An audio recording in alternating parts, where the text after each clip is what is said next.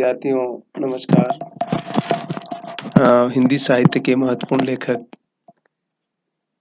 समालोचक, चिंतक प्रेमचंद की जो कहानी है कफन, वो बहुत फेमस है और दलित जीवन की जो तमाम कहानियाँ लिखी गई है, उनमें उस कहानी का एक महत्वपूर्ण स्थान है।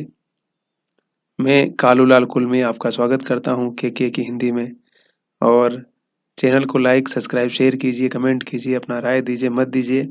हम लोग बातचीत करेंगे कि किस प्रकार से प्रेमचंद का जो लेखन है, वो कितना महत्वपूर्ण था अपने समय में और आज़ादी का मतलब गुलामी का वो दौर जब हिंदुस्तान गुलाम था, उस समय की जाति व्यवस्था और कॉलोनियल सिस्टम और सामंती व्यवस्था के जो तमाम आयाम थे, उन सब के बीच आम आदमी की क्या दशा थी, क्या दुर्दशा थी, उसकी क्या विडंबना थी, उन सारी दृष्टियों को अगर हम समझेंगे तो शायद प्रेमचंद के लेखन को और उस दौर की सामाजिक विडंबनाओं के आधार पर हम एक बड़े लेखक की बड़ी विडंबना समझ सकते हैं। कफन कहानी की जो समीक्षा है वो प्रेम कुमार मणि की जो समीक्षा है वो आप गूगल करेंगे तो मिल जाएगी, उसको पढ़ सकते हैं। नामवर सिंह ने लिखा है, तमाम लोगों ने लिखा है ना। और हमने कहा है कि जब सबाल्टर्न डिस्कोर्स का जब समय आता है, उसके बाद उस चिंतन को कितना विस्तार से समझा गया, जाना गया, उसके तमाम आयामों पर लेखक विचारक क्या चिंतन करते हैं, क्या मनन करते हैं, उन सारी दृष्टियों पर भी हमने विस्तार से विचार किया है। और कहीं न कहीं जीवन दृष्टि के जो तमाम आयाम है, अगर उनको हम समझेंगे तो शायद बहुत सारी चीज़ें हमें समझिए कि अपने आप समझ में आती चली आएगी। ठीक है? तो प्रेमचंद को समझना मतलब भारतीय समाज को समझना है और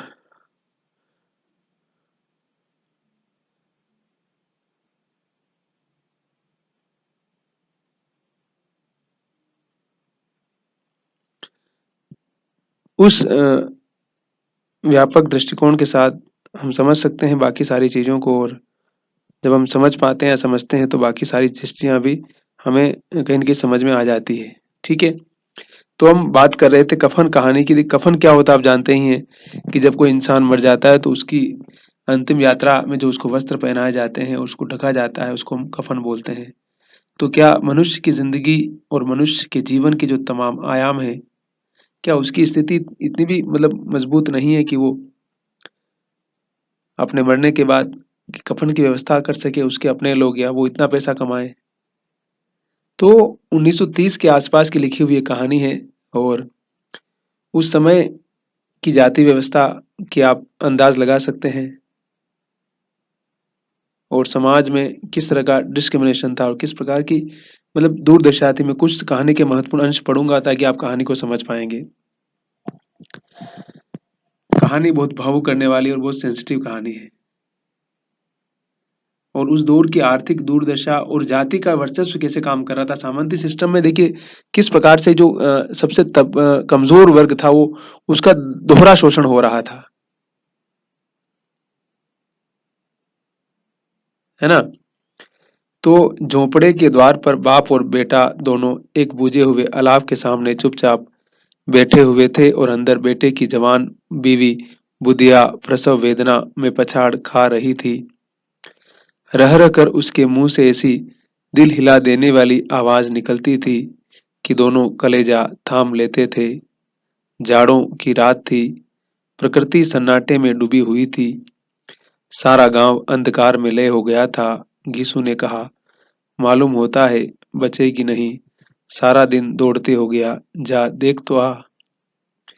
माधव चिढ़कर बोला, मरना ही है तो जल्दी मर क्यों नहीं जाती, देख कर क्या करूं। तू बड़ा बेदर्द है बे, साल भर जिसके साथ सुख चैन से रहा उसी के साथ इतनी बेवफाई। तो मुझसे तो उसका तड़पना और हाथ पांव फटकना नहीं देखा जाता। अब देखिए प्रेमचंद क्या चित्रण करते हैं, आगे देखिए। चमारों का कुनबा था और सारे गांव में बदनाम। घीसू एक दिन काम करता तो 3 दिन आराम करता। माधव इतना कामचोर था कि आध घंटे काम करता तो घंटे भर चिलम पीता, इसलिए उन्हें कहीं मजदूरी नहीं मिलती थी।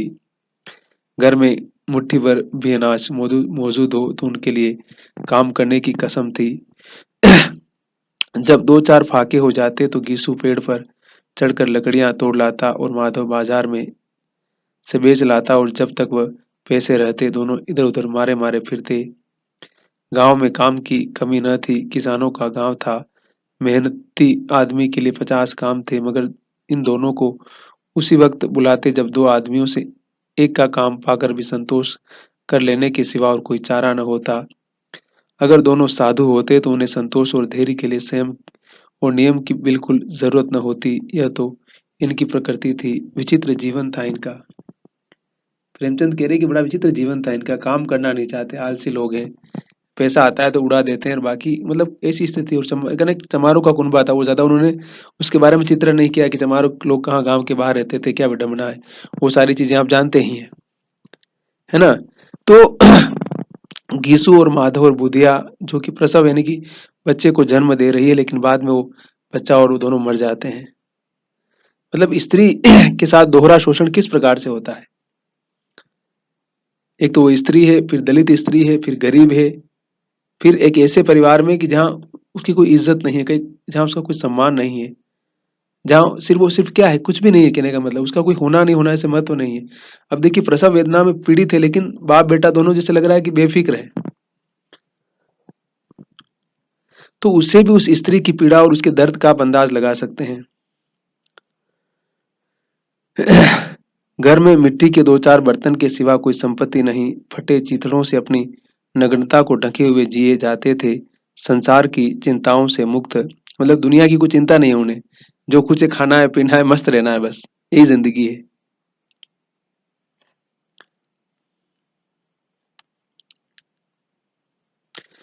आ, मणि मणि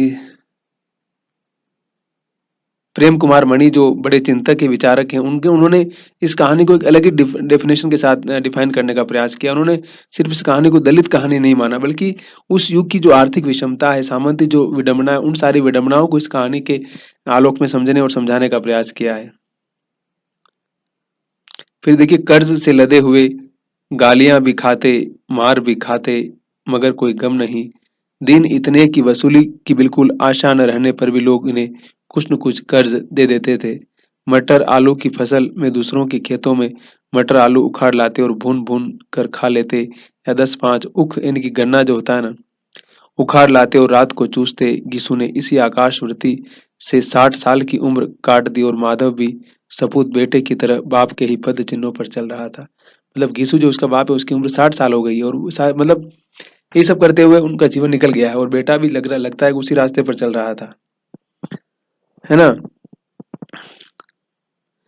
बल्कि उसका नाम और भी उजागर कर रहा था।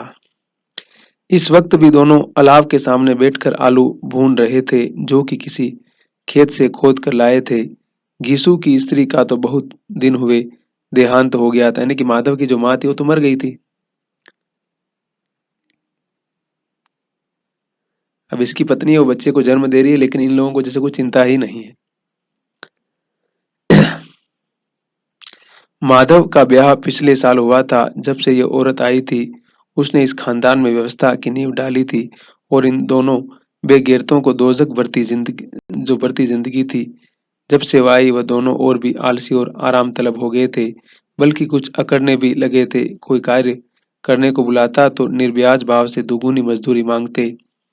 वही औरत आज प्रसव वेदना से मर रही थी, और ये दोनों इसी इंतजार में थे कि वो मर जाए तो आराम से सोए। अब देखिए पुरुष कितना मतलब निकृष्ट होता है, कितना संवेदनशील हीन होता है, कि जिसने उन दोनों के घर को बसाया, स्थिर किया, आज वो इतनी दर्द है, पीड़ा में गुजर रही है, लेकिन ये दोनों कह रहे हैं कि मर जाए तो चलो अच्छा है, खत्म हो समस्या हमारी। गीसू ने आलू निकालकर छीलते हुए कहा, जाकर देख तो क्या दशा है उसकी, चुड़ैल का फिसाद होगा और क्या, यहाँ तो ओझा भी 1 रुपया मांगता है। माधव को बहता कि वह कोठरी में गया तो गीसू आलूओं का बड़ा भाग साफ कर देगा। बोला, मुझे वहां जाते डर लगता है। अब देखिए बाप बेटे में, उधर स्त्री पीड़ित हो रही, उसकी पीड़ा नहीं है, आलूओं की चिंता की कि अगर मैं चला गया तो बाप खा जाएगा, और बेटे को लग रहा है बेटा खा जाएगा। मतलब शायद ये तो कह सकते हैं कि या तो दोनों इतने भूखे हैं, या फिर दोनों इतने निकृष्ट आदमी हैं कि मतलब क्या बताया जाए, उसके लिए कोई शब्द भी हमारे पास नहीं है। डर किस बात का है, मैं तो यहाँ हूँ ही, तो तुम ही जाकर देखो ना। मेरी औरत जब मरी थी तो मैं तीन तीन दिन तक उसके पास ही से हिला नहीं था, और फिर मुझसे लजाएगी कि नहीं, जिसका कभी मुँह नहीं देखा, आज उसका उगड़ा हुआ बदन देखूँ, उसे तन की सूध भी तो न होगी, मुझे देख लेगी तो खुलकर हाथ-पाँव भी न पटक सकेगी। मैं सोचता हूँ कोई बाल-बच्चा हो गया तो क्या होगा, सोंठ, गुड़, तेल कुछ भी तो नहीं है घर में। अब देखिए मतलब किराए के घर में तो कुछ भी नहीं है, क्या खिलाएँगे हम, क्या पिलाएँगे भई?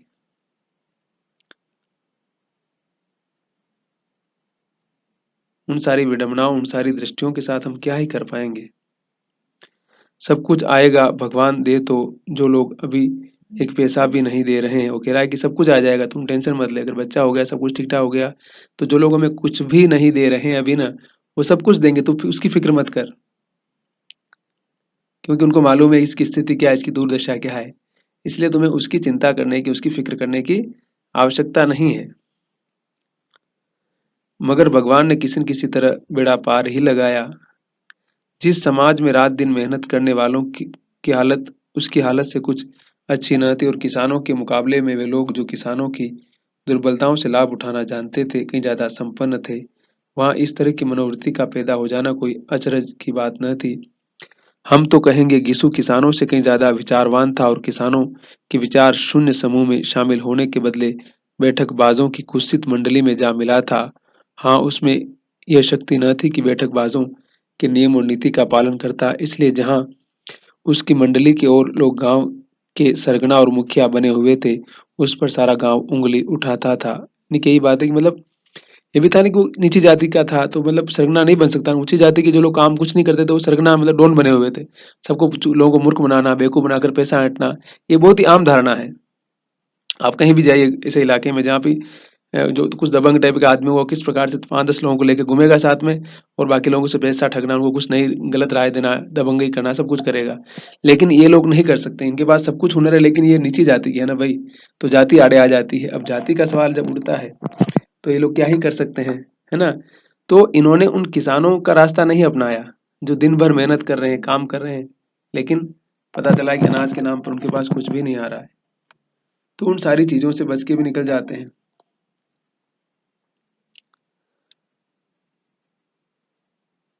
ठीक है? दोनों आलू निकाल-निकाल कर जलते-जलते खाने लगे। कल से कुछ नहीं खाया था, इतना सब्र न था कि ठंडा हो जाने दे। कई बार दोनों की ज़बानें जल गई। पिछले छिल जाने का आलू का बाहरी हिस्सा ज़बान, हलक और तालू को जला देता था और उस अंगारे को मुँह में रखने से ज़्यादा खैरियत इसी में थी कि वह अंदर पहुँच जाए। वहाँ उसे ठंडा करने के लिए काफ़ी सामान थे, इसलिए दोनों जल्द-जल्द निगल जाते। हालाँकि इस कोशिश में उनकी आँखों में आँसू निकल जाते। मतलब इतनी खाने की जल्दी कि ठंडा होने का भी समय नहीं उनके पास। अब इसको क्या कहेंगे आप? या तो बहुत लालची हैं या बहुत नीच हैं या फिर बहुत भूखे हैं वो लोग। या फिर उनकी आर्थिक स्थिति इतनी खराब है कि सिर्फ़ आलू खाकर ही काम चलाना पड़ रहा है। उन्हें 2 टाइम का पर्याप्त अच्छा खासा जो भोजन मिलना चाहिए वो भोजन उन्हें नहीं मिल रहा है। घीसू को उस वक़्त ठाकुर की बारात है। अब देखिए वो लोग याद कर रहे हैं उस ज़माने को कि जब ठाकुर जो था गाँव का उसकी ज़िंदगी कितनी अलग है और इनकी ज़िंदगी कितनी अलग है ना? कि ठाकुर की जब शादी होती है तो उसके पास क्या-क्या सुविधाएँ नहीं, क्या संसाधन नहीं है। लेकिन इनके पास तो जैसे कुछ भी नहीं है। तो ठाकुर की बारात थी तो इनको बुलाया होगा भाई शादी में ना। तो ठाकुर की जो लाइफ़ है या उसका खाना-पीना कितना अच्छा था, सब कुछ था उसको याद कर रहे हैं देखिए। जिसमें 20 साल पहले वह क्या था, उस दावत ने उसे उसे जो तृप्ति मिली, वो उसके जीवन में एक याद रखने लायक बात थी और आज भी उसकी याद ताज़ा थी। बोला वह भोज नहीं भूलता। तब से फिर उस तरह का खाना और भरपेट नहीं मिला। लड़की वालों ने सबको भरपेट पूरियाँ खिलाई थी, सबको छोटे-बड़े सबने पूरियाँ खाई और असली घी की चटनी, रायता, 3 तरह के सूखे साग, एक रसेदार तरकारी, दही, चटनी, मिठाई। अब क्या बताऊँ कि उस भोज में क्या स्वाद मिला, कोई रोक-टोक नहीं थी। मतलब आप उससे इस बात का भी अंदाज़ लगा सकते हैं कि समाज में उस समय जो कमज़ोर वर्ग था, कमज़ोर लोग थे, उनकी स्थिति क्या थी कि उन्हें अच्छा खाना भरपूर और जो चाहते हैं वो खाना तक नहीं मिल रहा है। मतलब गरीबी, अभाव, दीनता, दुःख, संकट के जो तमाम सूत्र हैं, तमाम जो दृष्टियाँ हैं, उनका भी आप अंदाज़ लगा सकते हैं।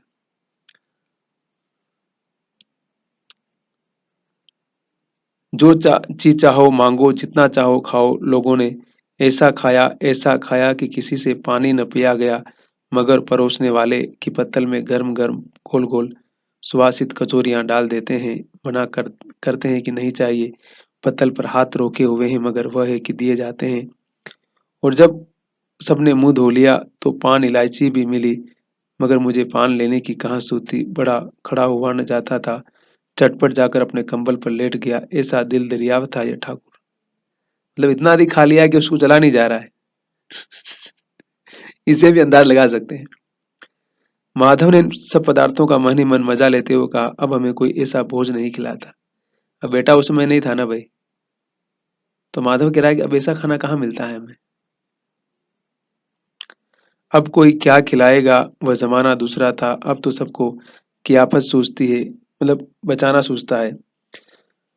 शादी ब्याह में मत खर्च करो, क्रियाक्रम में मत खर्च करो। पूछो गरीबों का माल बटोर बटोर कर कहाँ रखोगे। बटोरने में तो कमी नहीं, हाँ खर्च में कियाफत किफायत सूझती है।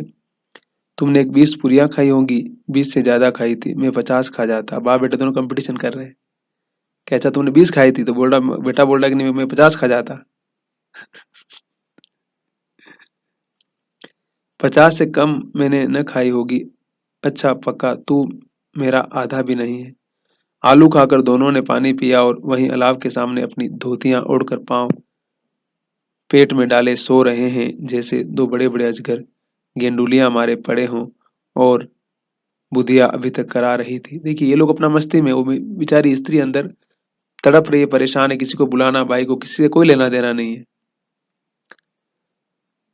अब देखिए सवेरे माधव ने कोठरी में जाकर देखा तो उसकी स्त्री ठंडी हो गई थी। उसके मुंह पर मक्खियां भिनक रही थी। पथराई हुई आंखें ऊपर टंगी हुई थी। सारी देह धूल से लथपथ हो रही थी। उसके पेट में बच्चा मर गया था।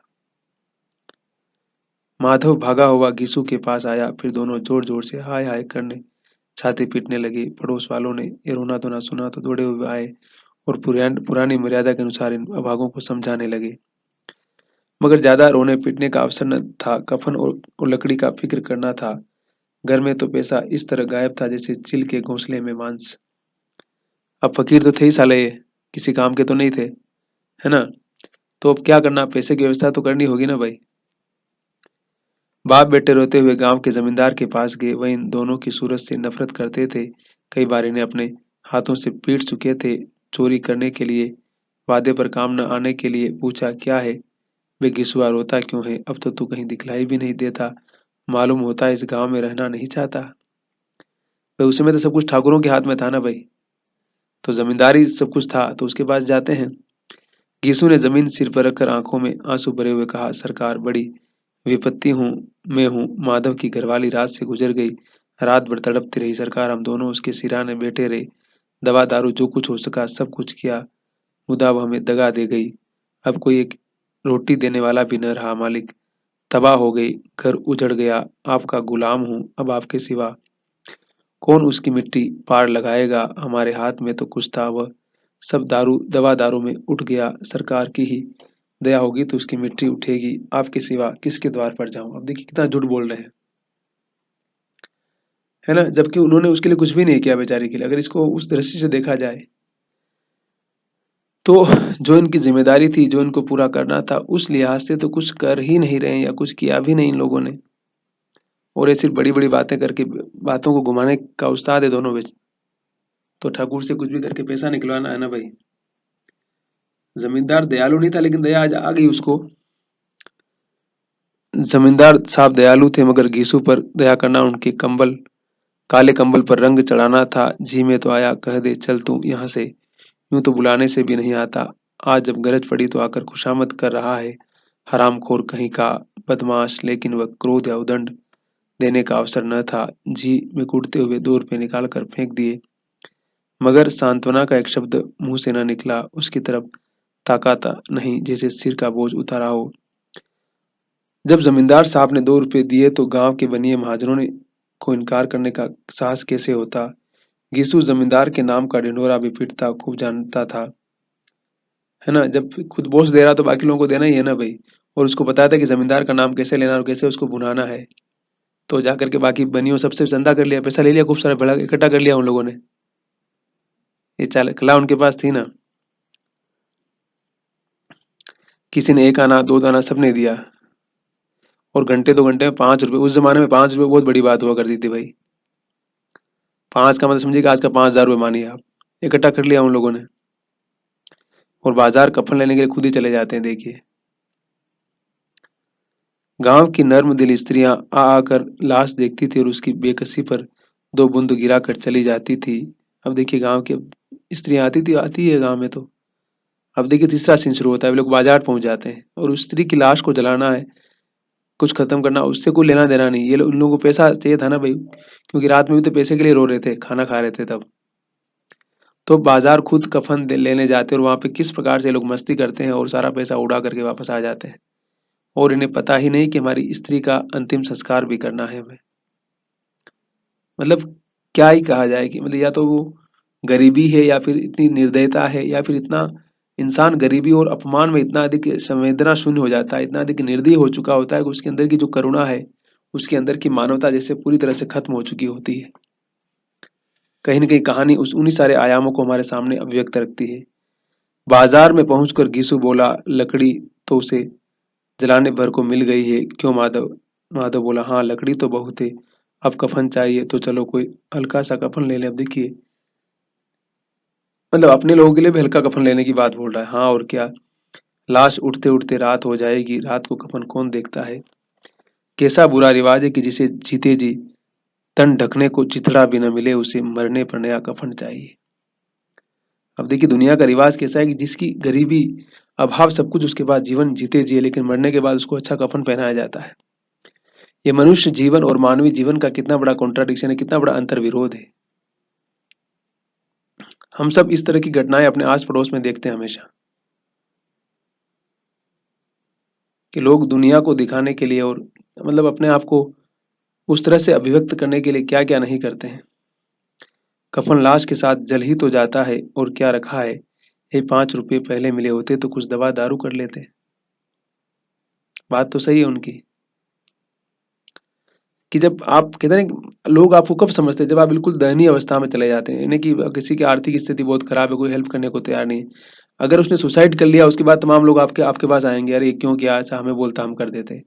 अरे भाई जब उसमें उसमें जरूरत थी तो आपको करना था ना भाई, है ना? कि दुनिया ऐसी है, जब आप बिल्कुल बर्बाद हो जाएंगे तब और डूब जाएंगे, इस तरह की स्थिति में पहुंच जाएंगे, तब आपके साथ वो संवेदना जाहिर करने आएगी। जब आप उसके पास जीते जी हेल्प मांगने जाएंगे, कुछ करने के लिए जाएंगे, तो वो आपको बिल्कुल सुनेगी नहीं, आपको मूर्ख बनाती रहेगी, आपके साथ इस प्रकार का व्यवहार करेगी जैसे आपको पहचानते नहीं, जानते नहीं।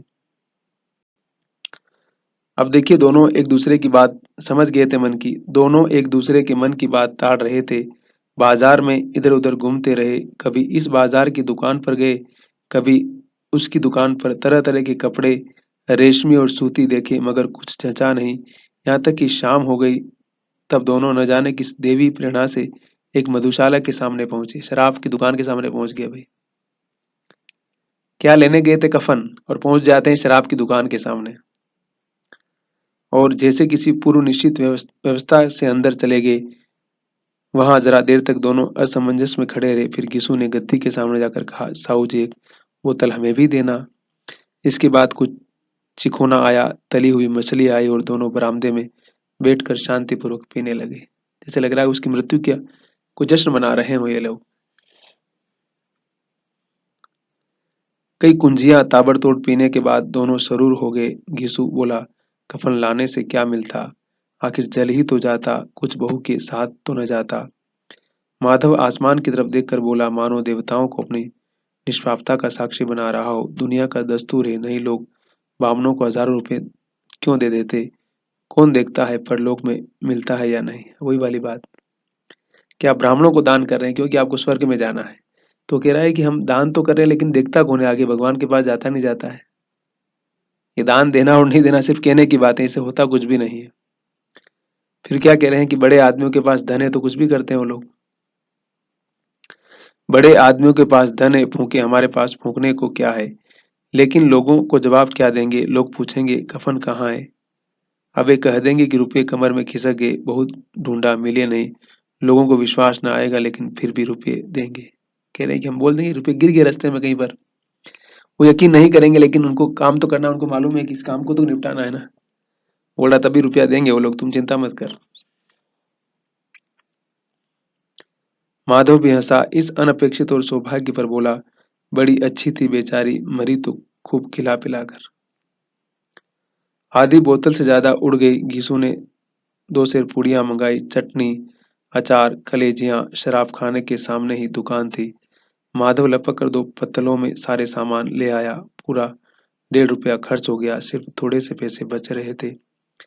दोनों इस वक्त इस शान में बैठे पूरियां खा रहे थे जैसे जंगल में कोई शेर अपना शिकार उड़ा रहा हो।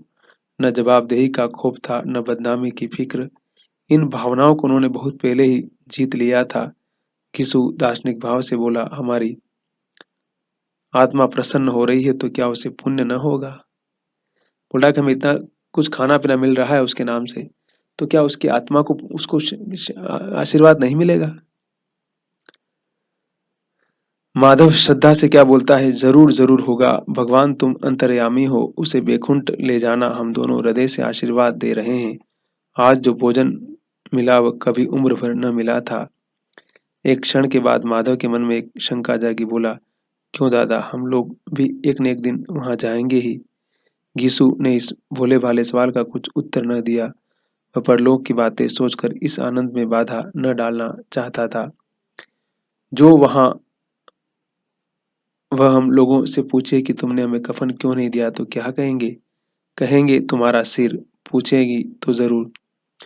तू कैसे जानता है कि उसे कफन न मिलेगा? तू मुझे ऐसा गधा समझता है? 60 साल क्या दुनिया में घास खोदता रहा हूं, उसको कफन मिलेगा और बहुत अच्छा मिलेगा। माधव को विश्वास न आया। बोला, कौन देगा? रुपये तो तुमने चट कर दिए। वह तो मुझसे पूछेगी, उसकी माँ मांग में तो सिंदूर मैंने डाला था। कौन देगा? बताते क्यों नहीं? वही लोग देंगे जिन्होंने अब की दिया। हाँ, अब की रुपये हमारे हाथ ना आएंगे। क्या बोल रहा है? क्योंकि देना तो उन्हीं को, लेकिन पैसा हमें नहीं मिलेगा, वो खुद ही सब व्यवस्था करेंगे। क्योंकि हम लोग इतने लिच्चड़ लोग हैं ना, क्या बताया जाए कि हम तो उसके पैसे से लेकर के यहाँ बैठ के खा रहे हैं, पी रहे, मौज कर रहे हैं, और वहां वो उसकी लाश इंतजार कर रही है कि कब मुझे जलाया जाएगा। जो जो अंधेरा बढ़ता गया और सितारों की चमक तेज होती गई, मधुशाला की रौनक भी बढ़ती जाती थी।